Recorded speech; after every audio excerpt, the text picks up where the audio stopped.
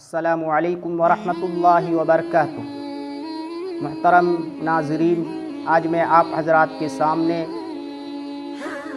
امام الاولیاء محبوب سبحانی حضرت شیخ عبد القادر جیلانی رحمۃ اللہ علیہ کی ولادت کب ہوئی اور آپ کا نام نامی اور اسم گرامی کیا تھا، آپ کی کنیت کیا تھی اور لقب کیا تھا، اس سلسلے میں گفتگو کروں گا۔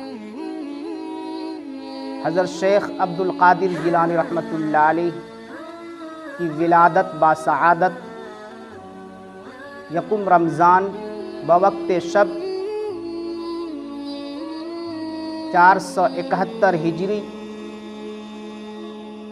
جیلان میں ہوئی۔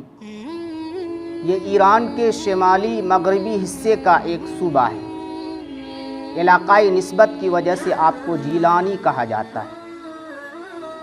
آپ رحمۃ اللہ علیہ کی ولادت باسعادت جیلان میں ہوئی بوقت شب یکم رمضان 471 ہجری۔ یہ ایران کے شمالی مغربی حصے کا ایک صوبہ ہے۔ آپ کا نام نامی اور اسم گرامی عبد القادر ہے۔